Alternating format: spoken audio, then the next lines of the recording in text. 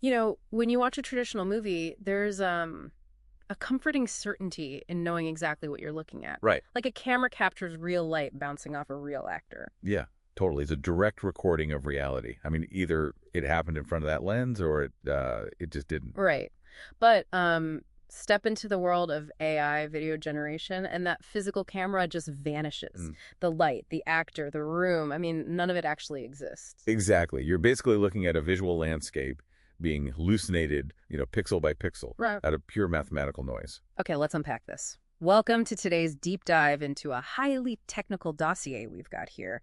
Our mission today is to demystify how developers are building professional-grade, hyper-realistic AI video pipelines. Yeah, and we're talking about bypassing those basic consumer web apps entirely just to create continuous, anatomically perfect 2-minute videos at 1080p. Which is huge. And just to get a computer to process that sheer scale of data, it has to compress reality down into this mathematical latent space that's 192 times smaller than the original input.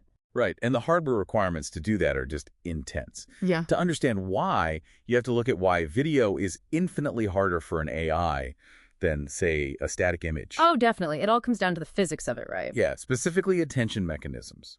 So an image model relies on spatial attention, which is basically aligning the anatomy perfectly inside one single frame.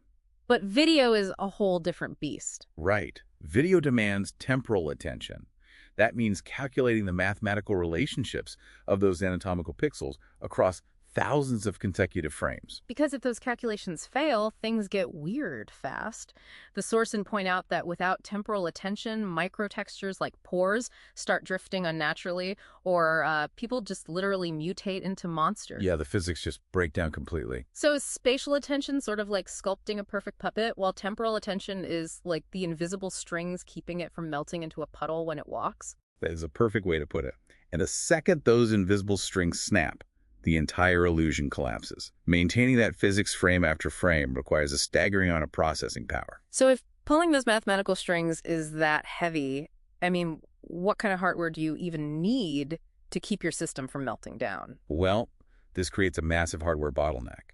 You're essentially forced to choose between memory capacity and sheer speed. Right, the classic tug of war. Exactly.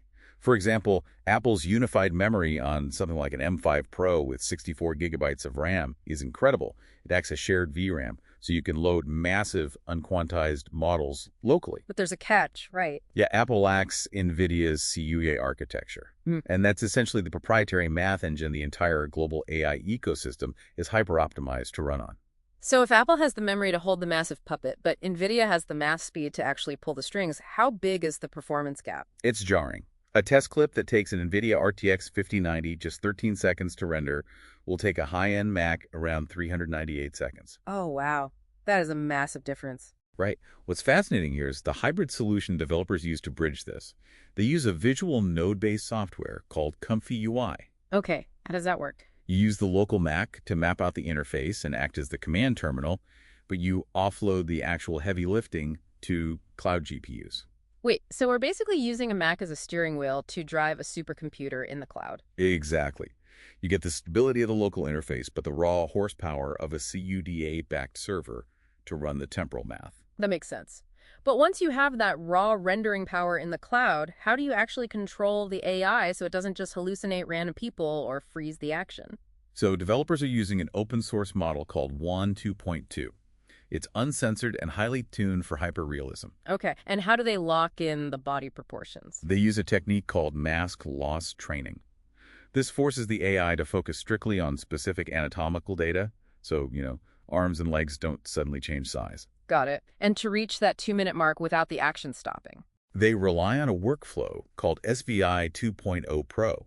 It mathematically passes the motion tail, which is the velocity of the final frame, right into the first frame of the next clip. Like passing a baton in a relay race so the momentum never stops. Exactly. But wait, if we just stitch short clips together forever, won't the characters slowly morph over time like a visual game of telephone?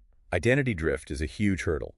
The secret to preventing that mutation is dropping hyper-detailed, static anchor images at every scene cut. Oh, I see. So it resets the AI. Yes, by forcing the model to animate strictly between these flawless static anchors, you constantly reset its memory before it has a chance to drift. So what does this all mean for you? Well, you now know exactly how the illusion of AI video is actually built. Right. It's not magic. It's painstakingly combining comfy UI nodes, Lurados, masking techniques, and hybrid cloud hardware. Exactly. And this raises an important question to leave you with. If open source tools can already synthesize mathematically perfect human motion entirely away from corporate servers, what happens next? Yeah, where does it go from here? Think about what happens when this local pipeline gets fast enough to render these flawless digital identities in real time, right as you interact with them. That's wild to think about. That tangible physical camera we talked about at the start, it's not just gone. It's been replaced by a mirror that can reflect anyone perfectly on the fly.